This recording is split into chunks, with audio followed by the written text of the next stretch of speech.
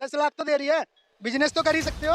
अरे केले की रेडी लगा लेना भाई, 50,000 में लगती है। मतलब एक इंसान, एक युवा जो इतनी मेहनत करता है, दिन के 3 बजे भागता है, दोपहर में भागता है, पसीना बहाता है, वो एक केले की रेडी लगाएगा। भाजपा के नेता कहते हैं वो सिक्योरिटी गार्ड की नौकरी करे भाजपा कार्यालय में। सिक्योरिटी गार्ड की नौकरी के लिए आप 4 साल तैयारी करेंगे? नहीं, मैं आपको बता दूं, सिक्योरिटी गार्ड की नौकरी के लिए 4 साल की तैयारी नहीं कर रहा। सबसे पहली बात, मेरा क्वेश्चन यही है कि देश के युवा को सबसे पहले गवर्नमेंट पे नहीं, अपने ऊपर भरोसा होना चाहिए। मैं जब 22 की एज में आपको सरकार 12 लाख रुपए दे रही है, आप 12 लाख में अच्छा खासा बिजनेस सेटअप। जो लोग आर्मी की तैयारी कर रहे हैं, भैया कोई बड़ी रकम नहीं है। नहीं 22 की मेरे ख्याल से जितने यहाँ खड़े हैं ना, ये मेरे साथ में इतने सारे। ये तो बहुत गलत है। ये किसी भी युवा पीढ़ी के लिए ये बहुत गलत है। 4 साल की क्या मायने रखता है? 4 साल आदमी करेगा क्या करेगा वो 4 साल में? मान ले 4 साल नौकरी करने के बाद सरकार उसको 10-15 लाख दे देती है, तो उसका आगे भविष्य क्या होगा? मैंने खुद प्रिपेयर किया आर्मी के लिए, तो मैंने देखा है कि लाइक कितना डेडिकेशन करते हैं बंदे, तो ऑब्वियसली उनका थोड़ा सा बुरा फील करना जेन्युइन है। नहीं, बच्चों को क्यों छोड़े? बच्चे हमारे भी हैं। मैं देखा तो आप अपने बच्चों को भेज दोगे? अगर हमारा बच्चा, मैं कह रहा हूं 20 साल का होता भाई मैं भी करने के लिए तैयार हूं, लेकिन बच्चों की बात हो रही है, आप अपने बच्चों को भेजोगे? उनका एक देश को बचाने के लिए अपने बच्चों को नहीं भेजेंगे। सिंपल सवाल है। ये नौकरियां जो है ना, अडानी और उसके अंबानी के डंडे पकड़ के बाहर में हमारी ये नौकरियां मिलेगी कि हम सिक्योरिटी गार्ड बन जाए और उनके कंपनियों की। अग्निवीर कह दो उन्हें।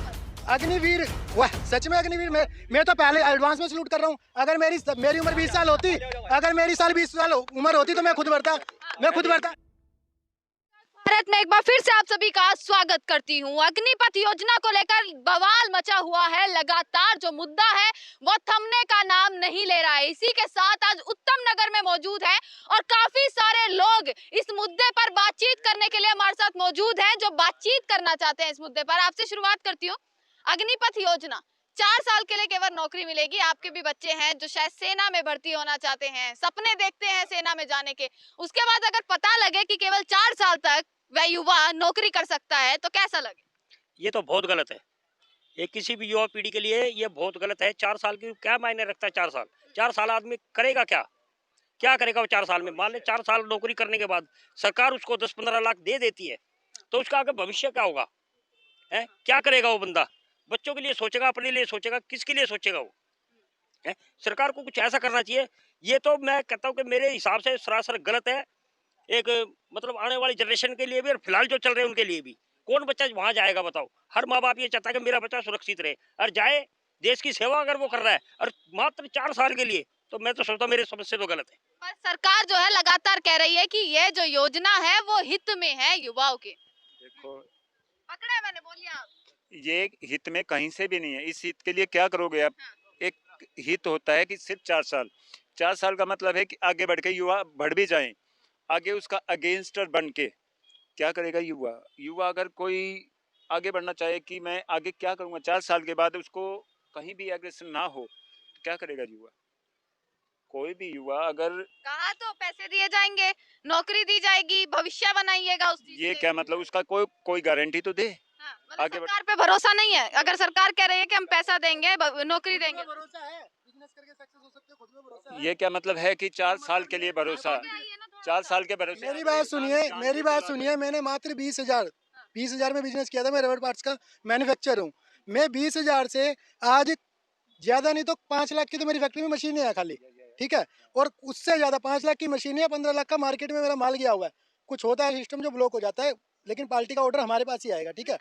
मात्र 20,000 से मैं बिजनेस कर। मेरा पहला क्वेश्चन ये है आपसे, 100 वैकेंसी निकली, 500 फार्म भरे गए, 100 बंदों का ड्यूटी दी सरकार ने, 400 बंदों का भविष्य कहाँ गया? वो तो शुरू से चलता आ रहा है। करते हैं ना कुछ ना कुछ। प्रोटोकॉल पे मत मरो आप कि प्रोटोकॉल पे कि आपके कोरोना में। एक सेकंड, मेरे सवाल का भी जवाब। आप ये कह रहे हैं कि अग्निपथ योजना सही है? बेस्ट योजना। यूक्रेन में क्या हुआ था? यूक्रेन का नागरिक वापस आया, उसको पहले 6 महीने ट्रेनिंग दी गई। 20 साल बाद क्या होगा? इंडिया के अंदर 50% फौजी होंगे। नौकरी दूसरी कर रहे हैं लेकिन है वो फौजी। उनको सिर्फ हथियार पकड़ाना, फलाना देश हमारे पर दिक्कत कर रहा है, वो कहेगा उसकी माँ के जेल 2 हथियार, हम आज भी फौजी हैं। अग्निवीर कह दो उन्हें बस। अग्निवीर, वाह सच में अग्निवीर। मैं तो पहले एडवांस में सलूट कर रहा हूँ। अगर मेरी उम्र 20 साल होती, अगर मेरी 20 साल उम्र होती तो मैं खुद भरता।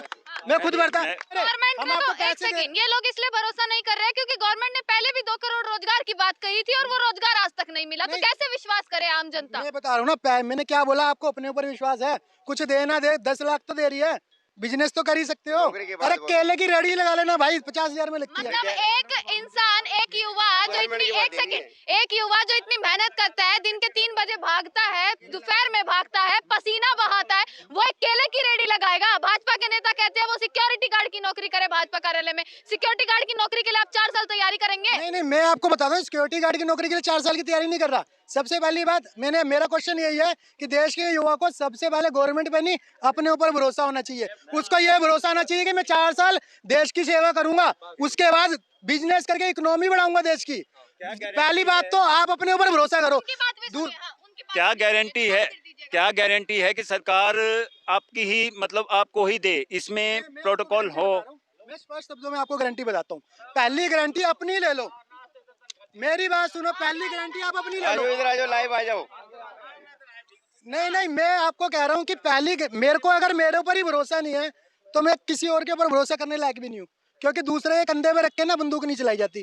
पहले जो युवा, हाँ जी, अगर कोई युद्ध छिड़ रहा हो, बच्चों को छोड़ो, मैं कह रहा नहीं हूँ- बच्चों को क्यों छोड़े, बच्चे हमारे भी हैं। सुनो, युद्ध मैं छिड़ेगा तो आप अपने बच्चों को भेज दोगे? जवाब तो सुन लो, अपने बच्चों को अगर छोड़ो, मैं हमारा खुद भी बच्चा- चला जाऊंगा। मैं कह रहा हूँ मैं 20 साल का होता भाई मैं भी जाने के लिए तैयार हूँ, लेकिन बच्चों की बात हो रही है, आप अपने बच्चों को भेजोगे? यार अगर उनका एक देश को बचाने के लिए अपने बच्चों को नहीं भेजेंगे। और सिंपल सवाल है, 100%, 100 में से लाख% भेजूंगा। आप ये कह रहे हो, अगर सुनो एक मिनट, सवाल, हाँ। एक मिनट, अगर अभी आप कह रहे हो अगर आपके पड़ोस में झगड़ा हो जाए ना, आप पड़ोस में ना भेजो लड़के को, आप बॉर्डर की तो बात छोड़ दो। सुनो, आप एक बार मेरे पड़ोस में चल के पूछो, अगर कोई उन्होंने एक सीधा सा सवाल किया है कि 4 साल अगर हैं तो आप अपने बच्चों को भेज दोगे 4 साल के लिए? 100 से लाख% भेजूंगा। मैं 30 साल तक अपने बच्चे को नलायकों की तरह घर में नहीं पढ़ाऊंगा।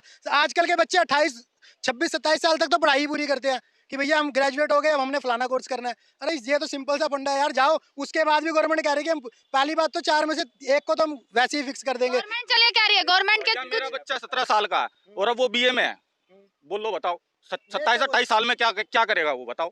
वो तो अब आप देखो ना, 27-28 साल तक खाली रहते हैं, कौन खाली है बताओ? मेरा लड़का भी 17 साल का और वो बीए कर रहा है, मान लो आगे 2-3 सालों में। रुको, मैं बता रहा हूँ। आपका लड़का 17 साल का बीए कर रहा है, आपको ऐसा लगता है कि जितने भी इंडिया के लड़के हैं 17 साल में बीए कर लेते हैं? आपको लगता है ऐसा? मैं सुनो, मैं देश की बात हो रही है, ओनली सिंपल पर्सन आप नहीं हो कि सिर्फ आपके बारे में बात हो रही है, ठीक है? मैं आपको अच्छी एक सेकंड, मेरा एक सवाल ये है कि आप कह रहे, चलिए आप अग्निपथ योजना के साथ हैं, वो आपका अपना पॉइंट ऑफ व्यू है, इसमें मैं कुछ नहीं कह सकती, आप कुछ नहीं कह सकते, ठीक है? मेरा सवाल है कि चलो सरकार सही करे, सरकार के कुछ लोग अगर ये बयान दे दे कि भैया भाजपा कार्यालय के बाहर आप चौकीदार की नौकरी करेंगे, वो कहाँ तक सही मैं है? बता रहा हूँ, पहली बात तो आपकी मतलब आपने पता नहीं कैसे ये सोच लिया कि मैं कह रहा हूँ सरकार सही है। सरकार तो हिंदुस्तान की सही कोई आई ही नहीं आज तक। अगर सरकार सही होती ना तो अमेरिका की जगह हिंदुस्तान होता आज। पहली बात, सरकार, आपको किसने बोला सरकार सही है? मैं कह रहा हूँ योजना अच्छी लगी। योजना इसलिए अच्छी लगी कि यूक्रेन में जो हो रहा है, यूक्रेन के नागरिक वापस तो आ गए, लेकिन उनको आता तो बैंगन भी नहीं है। और अगर इंडिया में 20 साल बाद, 40 साल बाद ऐसा होता है तो इंडिया के 50%, 70% बंदे ऐसे होंगे जो कि ऑलरेडी फौजी तक सेना हाँ, योजना क्या है? योजना में 4 बंदे जाएंगे, उसमें से 1 परमानेंट हो जाएगा, ठीक है? 3 बंदे जो फौजी युवा जो 3 रहेंगे उनको भी, भाई तो मैं बात कर रही हूँ, इन 3 का क्या? उनको गवर्नमेंट कह तो रही है, स्टेट कह रहे हैं आरक्षण मिलेगा उनको कई जगह। आरक्षण की यही तो बात लोगों की का कोई सवाल। मसला उठेगा, इसमें कोई मसला फिर आगे आरक्षण पे उठ जाएगा। इस चीज से फिर आप मसला हल करना चाहते हो क्या? ये कोई बात नहीं है ना, मेरे पिताजी ने यही तो मेरे पिताजी ने 3 लड़ाइयाँ लड़ी, कोई तरह की हमारी भर्ती में उसके बाद मेरी भर्ती मिल गई क्या? देखिए, अब युवा को बोल, एक सेकंड, अब युवा को बोलने दीजिए। मेरे पापा खुद आर्मी में है तो मैंने बहुत क्लोजली ये चीजें देखी है। अच्छा, आप बेहतर एक्चुअली बताइए। ये 25% का सीन है कि इंडिया की जो आर्मी है पहले ही लाइक वर्ल्ड पे सेकंड लार्जेस्ट आर्मी है, तो हमारे पे बंदों की कमी है नहीं।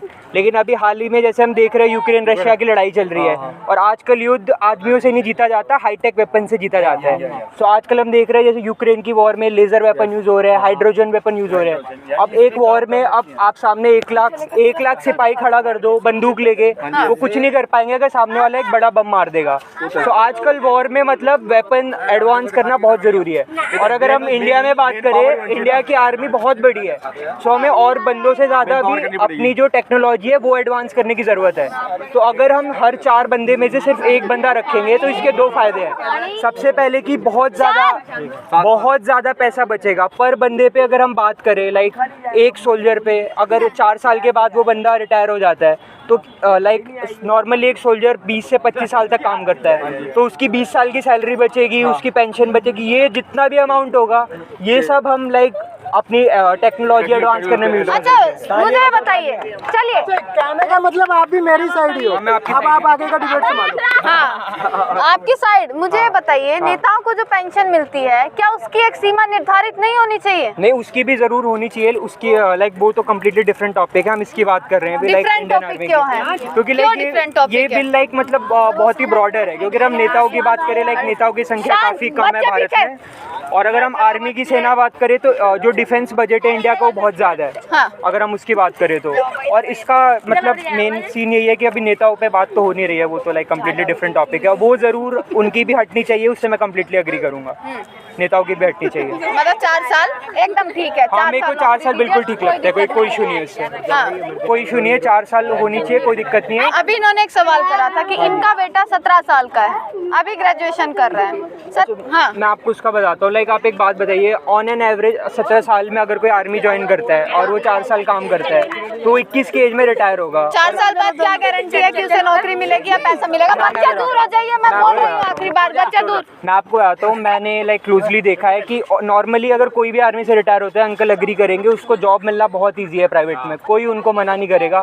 सेकंड चीज़ बताता हूँ, अगर कोई 17 साल में आर्मी ज्वाइन कर रहा है और 21-22 की उम्र में रिटायर हो रहा है सॉरी, तो लाइक 22 की एज में मैं खुद हूँ, अभी मैं खुद ग्रेजुएशन कर रहा हूँ, मेरे पे कोई इनकम नहीं है, कोई एक्सपीरियंस नहीं है। और अगर दूसरी तरफ देखें, अगर कोई बंदा 4 साल में रिटायर भी हो रहा है, फर्स्ट ऑफ ऑल सरकार उसको 12 लाख रुपए दे रही है, उसके साथ में 12 लाख के साथ में वो बंदा कितना ग्रो हो चुका है, आर्मी में ट्रेन हो चुका है, वो बंदा रिस्पॉन्सिबल है और काफ़ी कुछ सीख चुका है वो। तो उसको अगर कोई भी कंपनी है, और इसके अलावा हम बात करें 4 साल के बाद वो रिटायर हो रहा है, आर्मी को छोड़ के काफ़ी ज़्यादा पैरामिलिट्री फोर्सेज हैं, जैसे CRPF है, BSF है, तो अगर उन लोग को हायरिंग करनी है तो वो आर्मी में तो जाता है इसलिए ना, देश की सेवा करे, पूरी जिंदगी देश की सेवा करे। एक दर्जा उसे दिया जाए फौजी का, वो क्या केवल अग्निवीर कह दीजिए, क्या उससे काम चल जाएगा? अग्निवीर की बात नहीं है। देखिए, जैसे कि अगर आप आर्मी से रिटायर हुए तो आप CRPF ज्वाइन कर सकते हो, BSF ज्वाइन कर सकते हो। वो लोग हायर कर रहे हैं, अगर उन्हें 2 बंदों में से चूज़ करना है जिसके पास कोई एक्सपीरियंस नहीं है और एक जो आर्मी से ट्रेन हो गया है, तो ऑब्वियसली उनको लिया जाएगा। पैरामिलिट्री में भी काफ़ी ज़्यादा जगह है इंडिया में, बहुत वैकेंसीज हैं। सर, आपको सपना दिखाई जाता है कि आप आर्मी में 4 साल के बाद आप ज्वाइन करोगे या आपको कोई भी नौकरी मिल जाती है, दैट्स इट। और उसके बाद भी क्या गारंटी है आपकी सरकार गिर जाए? सरकार गिरने से बात नहीं है, क्योंकि ये तो एक पॉलिसी है ना। कि ये पॉलिसी है। पॉलिसी कल को प्राइवेट जॉब है, आपको कल को मिले ना मिले, आपको धक्का दे दिया, फिर क्या करोगे आप? तो वो प्राइवेट जॉब में तो पहले से ही जॉब रिस्क रहता ही है।